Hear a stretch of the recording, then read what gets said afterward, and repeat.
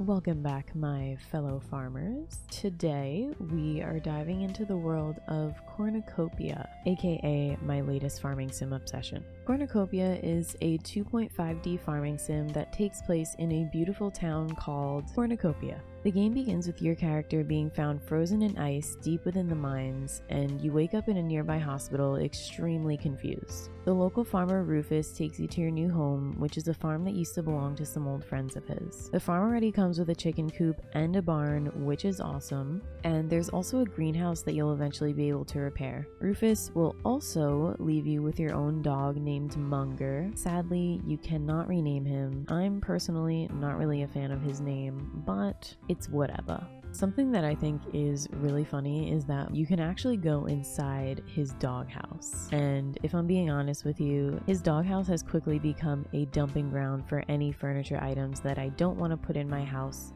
just yet. My bad, dude. Your character eventually becomes determined to discover the secrets of Cornucopia and how exactly you ended up here, and this is basically where the game's main story begins. The story will take you deep within the mines, where you'll end up fighting several bosses and uncovering the mystery behind Cornucopia.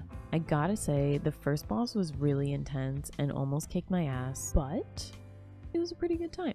Alright, let's get on to the juicy stuff. There are 50 plus villagers to befriend in Cornucopia, with 32 of them being potential marriage candidates. And let me just say, there is someone for everyone. And I mean that. I'm really sad that Stanley the mailman is married because he's just so adorable. I had my eyes set on this man from the start. That is, until he mentioned his wife. Although, I will admit, The Sims has taught me that it is perfectly okay to homewreck a relationship in a life sim, but the devs have decided against it, and I will respect their wishes until the mods come out, of course. Another cool thing about marriage is that there are actually a few different character models for children, and their look depends on who you marry. I would highly recommend building friendships with as many of the townspeople as you can because their backstories are really interesting.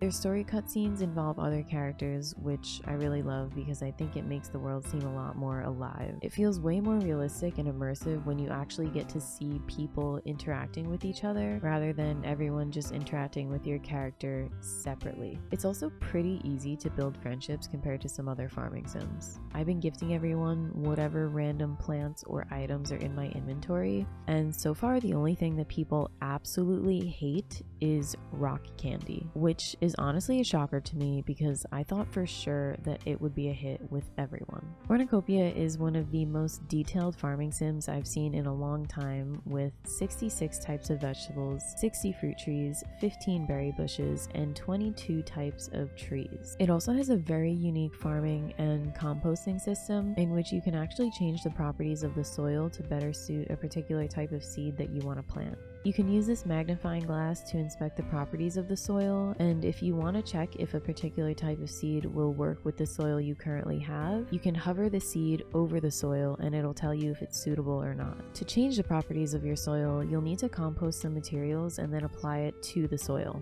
I've actually had a lot of fun playing around with this system so far. It makes farming feel a lot more involved and less mindless. To sell things, you'll just place the items in your shipping bin and Stanley will pick up your items every weekday at 6 p.m. He does not come on Saturday and Sunday, so keep that in mind.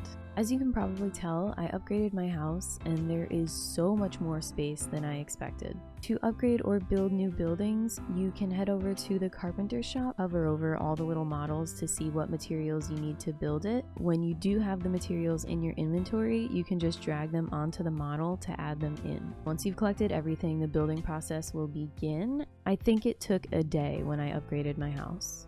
There are also a few different properties that you can buy. You'll start on the farm, but there is a beach villa, a tree house, and then another building that I cannot remember the name of off the top of my head. I actually just purchased the beach villa, and I have not gotten to decorating it yet because I don't really have a lot of furniture, but I'm very excited to. My next goal is the treehouse, of course. This is a cottagecore girlie's dream.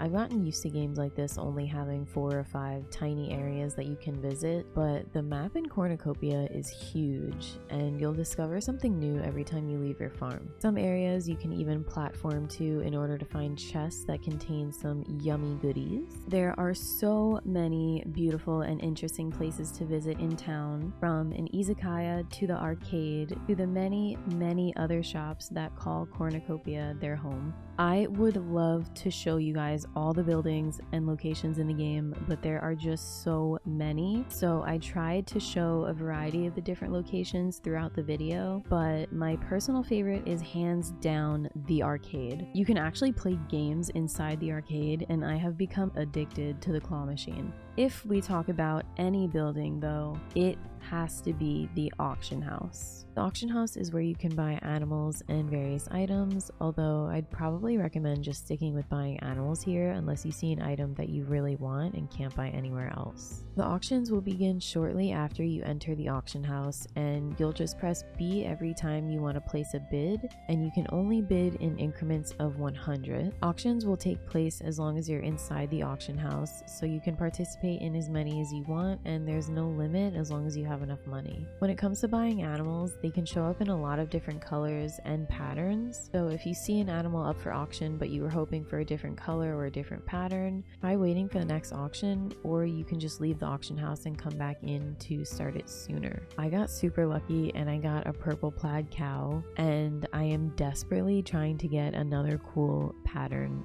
for a cow or a chicken. I'm not sure if there are patterns for the chickens because I just keep seeing solid color ones, but that's my mission for now. Right now there are only cows and chickens, so I'm hoping to see many more in future updates. Your animals can help you with tasks while you're out and about in the world, and they can also aid you in combat, which is pretty helpful against stronger enemies. Like other farming sims, your chickens will lay eggs and you'll be able to milk your cows for milk, which you can then sell or cook with, and the higher your friendship is, the better the quality of the items will be. I would say cooking is definitely optional in Cornucopia like it is in most farming sims, but if you're someone that enjoys cooking in games, then you will love how many recipes there are. There are over 200 recipes, and you can unlock them through these recipe scratch-off cards or by making friends with the townspeople. You can store ingredients here in your fridge, and I highly recommend making use of this. Okay, don't be silly. Fishing in Cornucopia is very laid back, and there's really no work involved at all, which I love. Instead of casting your line and reeling the fish in, you get to play a little mini game. I am personally not a huge fan of fishing in farming sims, so this little game was like a dream come true to me, okay? You'll get 3 balls to drop. Whichever item gets the most balls in the slot is the one you'll receive, and if they've fallen into multiple slots, then you'll just randomly receive one of the items. Now, let's talk about another unique aspect of this game, the scratch cards. I am very quickly forming an addiction to scratch cards. I love them. There are 326 different kinds of scratch cards you can get in this game, and you'll get these constantly as you play. There are scratch cards that give you items such as fish, plants, lumber, rocks, and other random items. There are also buff cards, warp cards, and weather change cards. The buff cards last 7 days, and there's a huge variety of buffs you can get, from boosting your farming efficiency to jumping higher to gaining more friendship with an NPC. The warp cards are exactly what they sound like, and they let you teleport around the map to different areas. When you first start out the game, you'll get scratch cards just for doing activities, and you'll end up being pretty stacked. You can also get scratch cards by checking people's mailboxes, and I believe you can get 1 per day. Sometimes you'll also get free food or money from people's mailboxes, so I highly encourage you to rob your neighbor's mailbox whenever you have the chance. In-game, of course. If you're someone that loves leveling up skills, you'll be happy to know that this game does have several types of skills to work on. Every time you level up a skill, you'll get a reward, and you can check what the next reward will be in the skill menu. Your tools will also automatically upgrade as you level up, so you don't have to worry about scrambling to gather materials and then having the money to upgrade them. It's just automatic, which is incredible. Seasonal festivals do exist in Cornucopia, but the game is still in early access, so not not all of the festivals are completed yet. So far, the only working festivals are the Cherry Blossom Festival, the Spring Plant Festival, and the Cooking Festival. The other festivals will still show up on your calendar, but if you hover over them, some of them will say coming soon. I've only attended the Cherry Blossom Festival, but it felt like a really lively experience with minigames to play and vendors to buy different items from. Alright, I have definitely not covered everything, but that was most of the things. I highly encourage you all to go play Cornucopia. For a game that's in early access, I think that it's in a really good state and I'm honestly really impressed. They have released quite a few updates for the game already, and it seems like they're just constantly working on it. Overall, I just have really high hopes for this game. I think it's going to be great. It has so many unique mechanics, and it definitely stands out from other farming sims. You can get Cornucopia on Steam for $25. Thank you guys so much for hanging out with me. I will see you next time. Bye!